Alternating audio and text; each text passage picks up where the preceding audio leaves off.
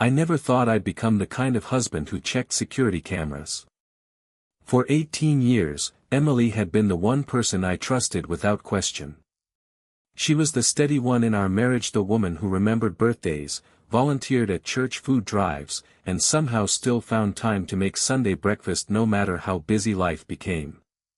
That's why, when she started coming home after midnight almost every night, I fought my own doubts.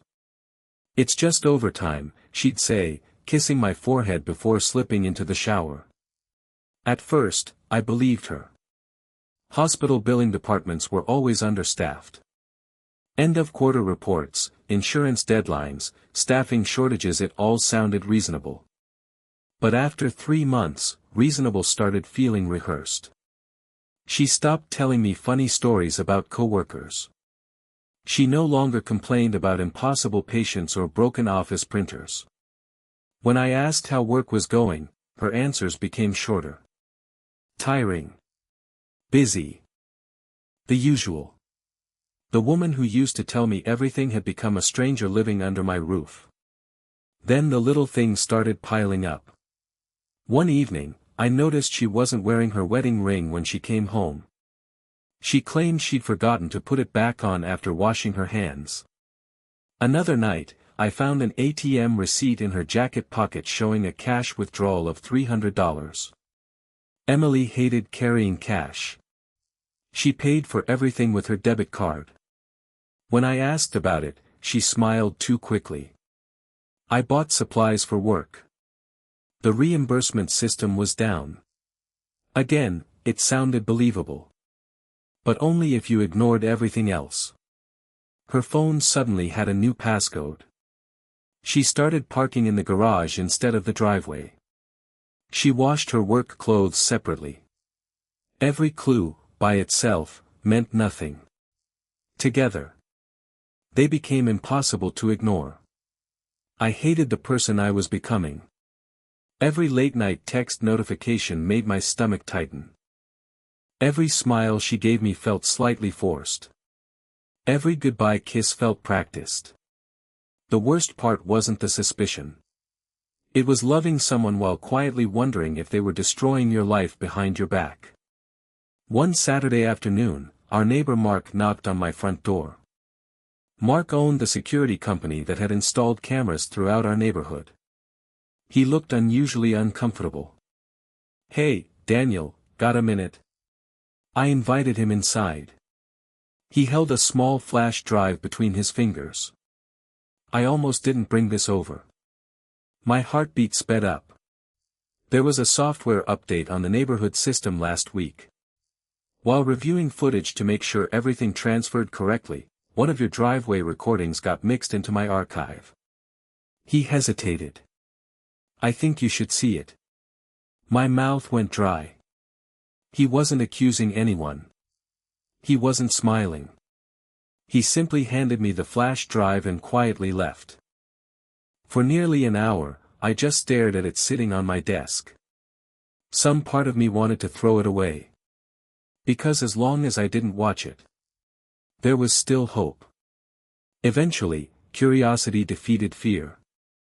I plugged it into my computer. The video showed Emily backing out of our driveway at 8:17 p.m. Nothing unusual. Then another neighborhood camera picked up her SUV turning east instead of toward the hospital where she worked. My chest tightened. The footage switched again. Another intersection. Another camera. She drove across town. I already imagined the ending. A hotel. Another man's apartment. Some place where my marriage quietly ended every Tuesday night. Instead, she pulled into the parking lot of a hospice care center. I frowned. Maybe she was meeting someone there. I kept watching. Emily climbed out carrying 2 large grocery bags. She opened her trunk. Inside was a folded wheelchair. She changed from her office clothes into light blue volunteer scrubs. Then she disappeared through the front entrance. I replayed the footage 3 times. Nothing made sense. The next evening, I drove to the hospice myself. I parked across the street. For almost 40 minutes, I watched people come and go. Finally, I saw Emily walking beside an elderly man in a wheelchair. She was laughing. Not flirting. Not hiding. Just, talking to him like she'd known him forever. The old man looked painfully thin. His hands trembled. His oxygen tube rested beneath his nose. Emily tucked a blanket around his legs before helping him back inside. I had never seen him before. Or at least, I thought I hadn't. The next morning, I took the day off work. Instead of confronting Emily, I went back to the hospice. Inside, a nurse greeted me kindly. "I'm looking for someone," I said. "I think my wife volunteers here." "Emily Carter?" I nodded. The nurse smiled immediately. "Oh, she's wonderful." That sentence alone shattered half my suspicions. "She's here almost every evening." My heart pounded. "Can I ask, why?" The nurse hesitated. "I'm not sure that's my place." I thanked her and started toward the exit.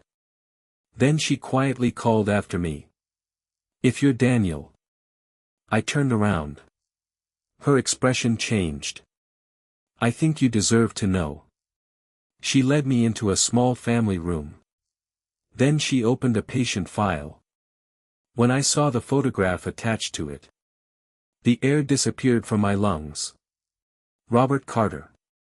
My father. The man who walked out when I was 11 years old. The man I hadn't spoken to in nearly 30 years. The nurse spoke gently. "He asked us not to contact you." I couldn't answer. "He said he'd already caused enough pain." My hands shook. "Emily found him by accident 6 months ago." "What?" "He was admitted with advanced cancer." "She recognized your last name." Every word felt heavier than the last. "She started visiting." I stared at her. "Almost every night." The nurse nodded. "She didn't want him dying completely alone." I sat down because my legs suddenly refused to hold me. "There has to be some mistake." "There isn't." She handed me another folder. Inside were payment receipts. Medical transportation. Medication assistance. Hospice donations. Most were paid anonymously. Others carried Emily's name.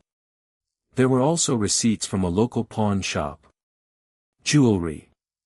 A gold bracelet. Diamond earrings.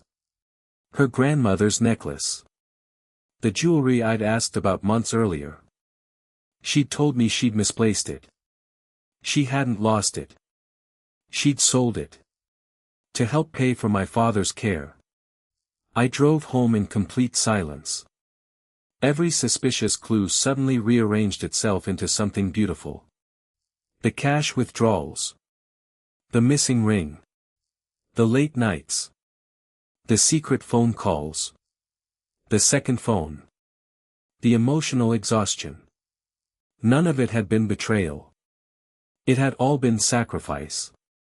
Emily came home just after midnight. She smiled the way she always did. "You're still awake." I couldn't pretend anymore. "I know." Her face immediately lost all color. "I know about the hospice." The grocery bag slipped from her hands. Apples rolled across the kitchen floor. For several seconds, neither of us spoke. Finally, tears filled her eyes. "I wanted to tell you." "Then why didn't you?" She covered her face. "Because I know what your father did." Her voice cracked. "I know he abandoned you. I know you spent years convincing yourself you didn't care anymore." She wiped away tears. "But when I met him." She paused. "He cried every single time he said your name. I felt something inside me begin to break. He begged me not to tell you. He said he didn't deserve forgiveness. She looked directly at me. I agreed. I frowned. Then why keep seeing him? Because nobody deserves to die alone. The room became impossibly quiet. I wasn't trying to fix your relationship. She whispered the next words. I was trying to make sure you still had the choice. She walked toward me. If I told you too early, you'd refuse. If I waited too long, you'd never get the chance.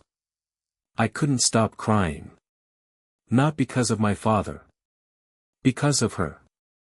The woman I'd nearly accused of destroying our marriage had spent months carrying impossible emotional weight entirely by herself.